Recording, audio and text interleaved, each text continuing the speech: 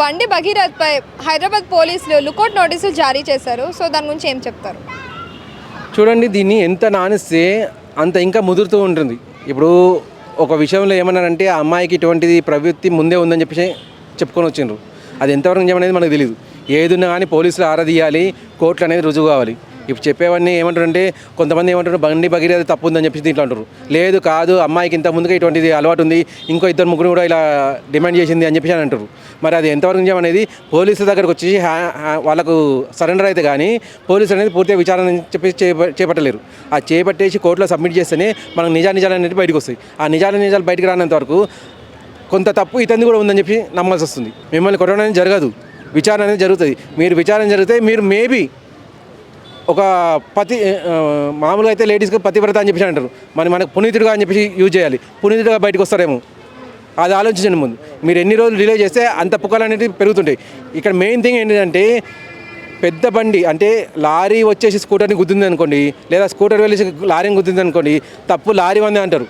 ఇక్కడ మీకు ఆస్తి ఉంది, పేరు ప్రఖ్యాతలు ఉన్నాయి కాబట్టి మీరు ఏది చేసినా చేయకపోయినా మీదే తప్పంటారు డిలే చేసినా కొద్దీ. ఆ అమ్మాయిది తప్పని చెప్పి బయట వాళ్ళకి తెలుస్తుంది. కానీ అవి నిజం కావాలంటే మీరు అరెస్ట్ కావాలి, సరెండర్ అయ్యి కోర్టులో నిరూపించబడాలి. అది చేసేంతవరకు మీ పేరు అనేది పాడవుతూనే ఉంటుంది. భగీరథ గారు మీకు చెప్పదలసింది ఒకటేనండి, మీరు ఏవైతే ప్రూఫ్లో హైకోర్టుకు పంపించామంటుండ్రో అటువంటి గ్లింప్సెస్ మామూలుగా మూవీకి ముందు గ్లింప్స్ అని చెప్పి రిలీజ్ చేస్తారు. మీరు కూడా అటువంటి ఒకటి రిలీజ్ చేయండి. ఈ ప్రజల్లో కూడా అనుమానాలని తీరిపోతాయి. లేదు బండి భగీరథ గారు అయితే ఏదో ట్రాప్లో ఇరుక్కున్నారు, లేదా అసలు తప్పే చేయలేదు అని మేము కూడా నమ్ముతాం. మేము కూడా ఇప్పుడు మిమ్మల్ని విశ్వసిస్తున్నాం. మీ ద్వారా తప్పనేది మేబీ జరుగుండొచ్చు, కానీ మీరు ఇరుక్కున్నారు ఇందులో అని చెప్పి మేము నమ్ముతున్నాం. ఆ ఇరుక్కునేది అనేది మాకు ప్రూఫ్ కావాలంటే మీరు కొన్ని ప్రూఫ్ మాకు కూడా చూపించాలి. కోర్టుకు చూపించేసి మేము తర్వాత వస్తున్నానంటే ఇక్కడ అనేది పుకార్లు వేస్తూనే ఉంటాయి. ఆ పుకార్లు లేకుండా ఉండాలంటే ప్రూఫ్ అనేది బయటికి రానివ్వండి. అంటే ఇప్పుడు కొంతమంది ఏమంటున్నారంటే ఇప్పుడు ఆమెకి 17 ఏళ్ళు, ఆమె కాదు మైనర్ బాలిక కాదు 22 ఏళ్ళు అంటున్నారు. ఇంకోటి ఏంటంటే ఒక్క అమ్మాయి ఇప్పుడు ఫామ్ హౌస్కి కార్ వేసుకొని వెళ్ళే అంత చిన్న అమ్మాయి తను కాదు కదా అంటున్నారు. దానికి ఏమంటారు? ఈ మాట చాలా కరెక్ట్గా చెప్పారండి. కారు వేసుకొని వెళ్ళిందంటే చిన్నమ్మాయి అయితే టిప్పస్లో వెళ్ళలేదు. ఒకటి క్లియర్. చిన్నపిల్లలు అనే వాళ్ళు ఉన్నా కూడా 4-5 గ్యాంగ్గా వెళ్తారు. పెద్ద ఒక్కతే వెళ్ళిందంటే ఖచ్చితంగా పెద్ద అమ్మాయి అయితేనే వెళ్తుంది. అంటే నేను ఆ రకంగా చేయగలిగే వాళ్ళే మాత్రమే ఒక్కరు వెళ్తారు. లేదంటే ఎవరికైనా కానీ ఒక డౌట్ అనేది క్లియర్ వస్తుంది, నన్ను ఎందుకు పిలిచారు ఒక్కళ్ళని. వెళ్ళాలనుకుంటే నా తండ్రినో ఎవరినో తీసుకెళ్ళాలి కదా, నన్ను ఒక్కరైతే పిలవరు కదా అని చెప్పి చిన్నపిల్లలు అనేది భయపడతారు. పెద్దవాళ్ళు మాత్రమే ఏదో సంథింగ్ అక్కడ ఉంది, నాకు ఏదో లాభం కలుగుతుంది అన్నట్టుగానే ఒక్కరు మాత్రమే వెళ్తారు. ఇక్కడ ఒక్కరు వెళ్ళాలంటే క్లియర్ అక్కడ ఆమె చిన్నమ్మాయి అయితే కాదు. భగీరథ్పై హైదరాబాద్ పోలీసులు లుకౌట్ నోటీసులు అనేది జారీ చేశారు. సో దీని గురించి మీరు ఏం చెప్తారు? నమస్తే. నేను భగీరథకి చెప్పేది ఒకటే, దయచేసి పోలీసులకి కోర్టులకి సహకరించు. నువ్వు తప్పు చేయలేదు అంటున్నావు కాబట్టి సహకరించు. ఇప్పుడు చూడు, ఇది లుకౌట్ నోటీస్ వరకు వెళ్ళిపోయింది. నిన్న కూడా ముఖ్యమంత్రి గారు ఒక మీటింగ్లో చెప్తున్నారు, బండి సంజయ్ గారే వాళ్ళ కొడుకు వాడు యూసేచ్చా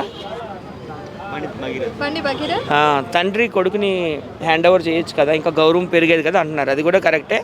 మనం ఏదైనా ధైర్యంగా ఎదుర్కొందాం, పోలీసులు సహకరిస్తాం. దయచేసి నువ్వు ఎక్కడున్నా, ఎందుకు ఆయన ఉన్నాడా, ఆయన అబ్స్కాండ్ అయ్యాడా, లేకపోతే ఆయనకి వేరే పార్టీ వాళ్ళు ఫామ్ హౌస్ పార్టీ వాళ్ళు ఏమైనా ఆయన్ని కిడ్నాప్ చేశారనే డౌట్లో కూడా నేను ఉన్నాను. ఎనీవే, ఇంతకుముందే చెప్పారు ఆయన మన లీడరు, మేము ఖచ్చితంగా పోలీసులకు సహకరిస్తాము, కోర్టుకు సహకరిస్తాము. నా కొడుకైనా ఎవరైనా తప్పు చేస్తే శిక్ష పడాల్సిందే అన్నారు. సో అసలు ఏమైందో మేమే అయోమయంలో ఉన్నాము. వాళ్ళకి సపోర్టర్స్ మీ అందరికీ తెలుసు, సార్కి మేమంతా సపోర్ట్ చేస్తాం. మేమే కొంచెం అయోమయంలో ఉన్నాము. మేము ఆయన అబ్స్కాండ్ అయ్యిండా లేకపోతే ఆయన ఎవరైనా కిడ్నాప్ చేస్తారనే భ్రమలో మేమైతున్నాము. ఆయన ఎక్కడున్నా క్షేమంగా ఉండాలి. ఒకవేళ ఆయన ఎవరు కిడ్నాప్ చేయకపోతే ఆయన వచ్చి పోలీసులకు సహకరించాలని నేనైతే కోరుతున్నాను. తర్వాత అమ్మాయి కూడా మైనర్ కాదు, మేజర్ అని అంటున్నారు. 2021లోనే ఆమె డ్రైవింగ్ చేసి బెంచ్ కారు దొరికిపోయిందంట. అప్పటికే 15-16 ఏండ్లంట. ఇప్పుడు కౌంట్ చేసుకుంటే దర్జాగా 20-21 వరకు వస్తుంది. సో అన్నీ మన వైపు ఉన్నాయి కాబట్టి ఒక చిన్న తప్పుకి ఎందుకు దొరికిపోవడం.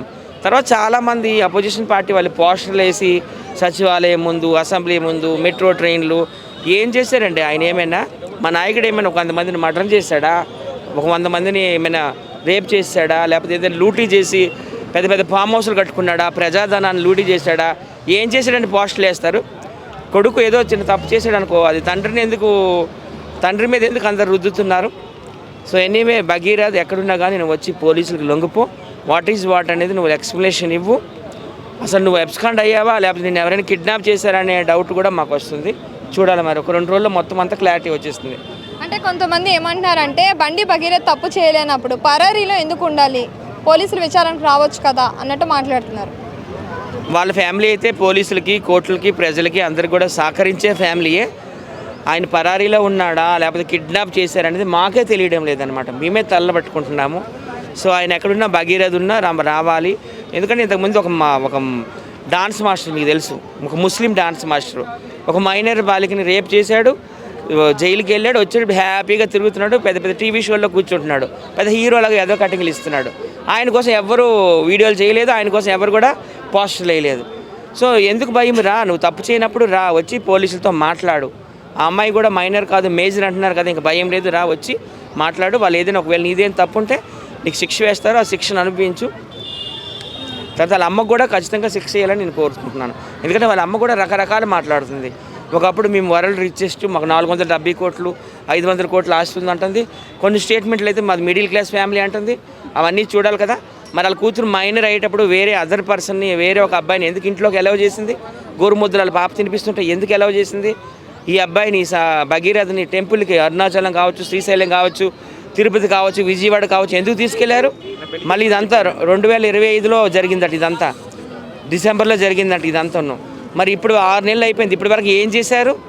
గుడ్డు గుర్రాలకి ఏమైనా పళ్ళు తోమారా, లేకపోతే గాడిదలకి ఏమైనా ఆ వర్డ్ యూజ్ చేసి ఇక్కడ గుద్ద కడిగారా? ఏం చేశారంట? ఇదంతా చూస్తే ఏదో మరి నాకైతే మాత్రం ఒక హనీ ట్రాప్ లాగానే ఉంది. తప్పు అయితే 2 పక్కలే ఉంటుందని నేను మొదటి నుండి చెప్తున్నాను. ఈయనలో ఎంత భగీరథ ఎంత తప్పు ఉందో అవతల అమ్మాయిలు కూడా అంతే తప్పు ఉంది. సో ఇద్దరు కూడా శిక్ష పడాలని నేను కోరుకుంటున్నాను.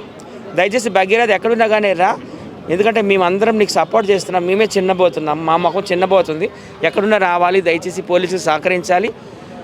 నీకేమీ కాదు, ఖచ్చితంగా నీకు అందరూ కూడా సపోర్ట్ చేస్తారు, నీ సపోర్టర్స్ నీకున్నారు. ఖచ్చితంగా నువ్వు ఎక్కడున్నా రావాలి, పోలీసులకు సహకరించాలని కోరుతున్నాను. ఒకవేళ కిడ్నాప్ అయిపోతే మేము ఏం చేయలేము.